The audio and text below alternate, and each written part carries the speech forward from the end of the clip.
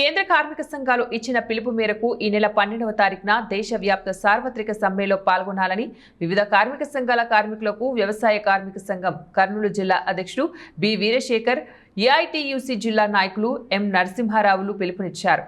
ఆదివారం దేవనకొండలో సిఐటియు మండల కార్యదర్శి ఎం అశోక్ అధ్యక్షతన సమావేశం నిర్వహించారు.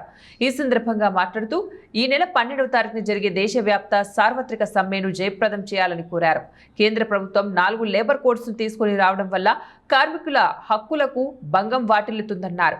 ఉద్యోగ భద్రత లేకుండా, కార్మికులకు హక్కులు లేకుండా కార్పొరేట్ సంస్థలకు అనుకూలంగా ఉండే 4 లేబర్ కోడ్స్ రద్దు కోసమే సమ్మె జరుగుతోందని తెలిపారు.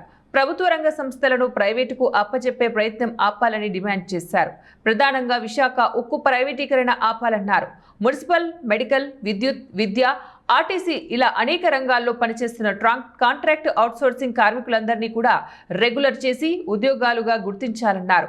స్కీమ్ వర్కర్లైన ఆశా, అంగన్వాడీ, మధ్యాహ్న భోజ పథకం 108, 104, ఆరోగ్యమిత్ర, మెప్మా, ఆర్పీలను కూడా ప్రభుత్వ ఉద్యోగులుగా గుర్తించాలన్నారు.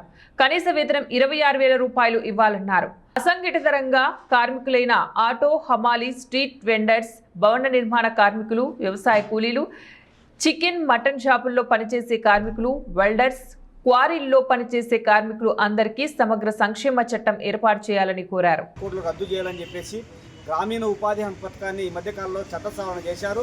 చట్ట సవరణ కాకుండా పాత పద్ధతిలోనే కొనసాగించాలని చెప్పేసి, అదేవిధంగా రైతులకు గిట్టుబాటు ధర కల్పించాలని చెప్పేసి, అదేవిధంగా మరి పారిశ్రామిక రంగం రోజు రోజుకు కుదిలవుతున్న పరిస్థితుల్లో పారిశ్రామిక రంగాన్ని కాపాడుకునేందుకు, ప్రభుత్వ రంగ సంస్థలు కాపాడుకునేందుకు, అదేవిధంగా ఈ దేశంలో కోట్లాది మంది అసంఘటిత రంగ కార్మికులు సమగ్రమైన కార్మిక చట్టం కోసం, మరి స్కీమ్ వర్కర్ల కనీస వేతనాల కోసం, మరి అనేక విషయాలు ఈరోజు దేశవ్యాప్తంగా సార్వత్రిక సమ్మెకు కేంద్ర కార్మిక సంఘాల పిలుపును జయప్రదం చేయాలని చెప్పి విజ్ఞప్తి చేస్తున్నాం.